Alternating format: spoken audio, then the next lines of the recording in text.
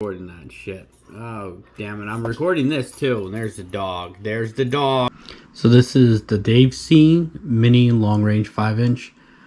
Basically the Rekon5, but I bought the frame and everything before he came out with the Rekon. I also got to pick my own motors because I wanted a little lower KV, 1600 KV, and the motors are slightly a gram or half a gram lighter each. I originally wanted iFlight with the iFlight 7 F7 20x20, but it didn't work. For some reason DJI plug just wouldn't work. I went through two of them, so now I switched to the Zeez F7 version 2 20x20. It's still the iFlight-esque. Got a DJI Vista. So I have a lighter battery strap that I also use, but with this battery strap it's at 224. Without any battery strap, before it was weighing 218 with the other flight controller. I don't know if this flight controller is heavier, I don't know, but I have the M8Q5883 GPS with compass, Crossfire diversity receiver with an antenna in the front. I have it bent down so the antenna sits lower than the frame by a little bit. See, I bent it down. The rear, obviously it hangs down. After doing some testing, flying around for 30 minutes, the front and rear antenna on Crossfire's telemetry logs, blah blah blah, they read the exact same dB, antenna 1 and antenna 2.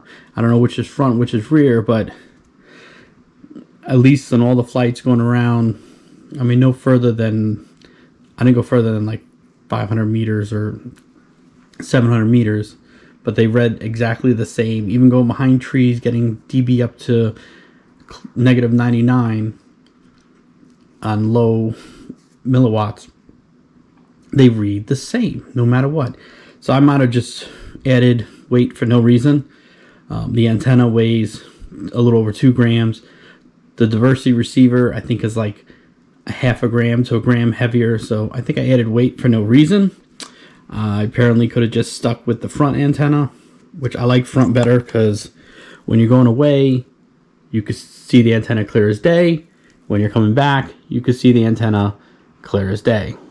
Whereas the rear, you see it going away, but I feel like when you go back, the battery, you know, it's to the side, but let's do it this way. Oh man, I feel like when you're going back, it gets hidden a little. You know, you have a battery, you have a GoPro sitting up here, and it's getting blocked. I feel like the front's the better way. It's not blocked no matter what. This is the Succex 550 Lion flight.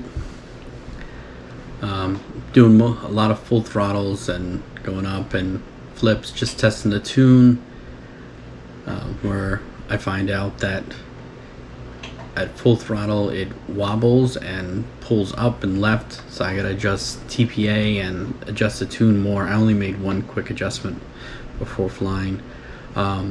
Flying real hard on the Succex 550. It flies for 4 minutes 30 seconds. I went accidentally for 5 minutes something and killed the battery down to like 2.4 volts or something. Oops.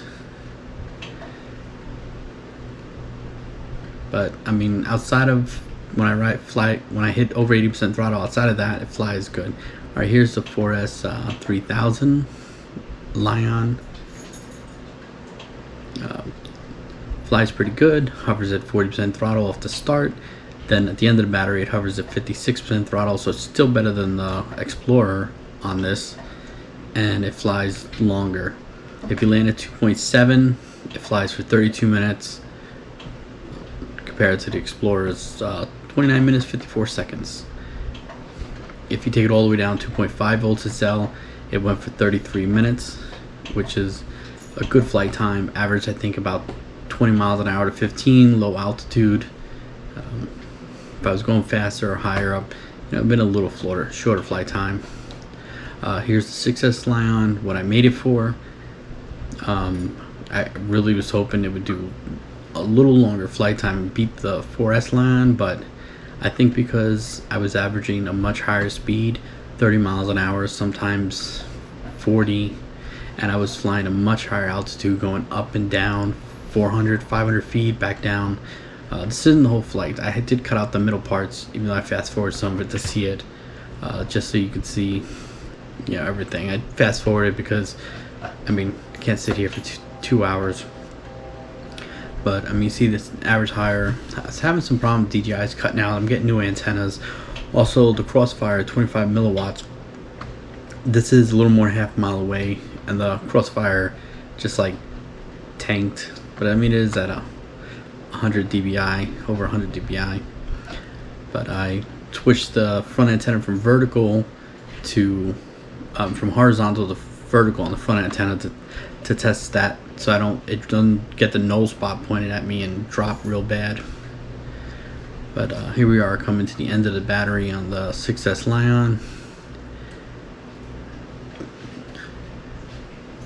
So 2.7 volts per cell would have been 28 minutes, and if you take it all the way down to the 2.5 volts a cell, it was 28.45, and then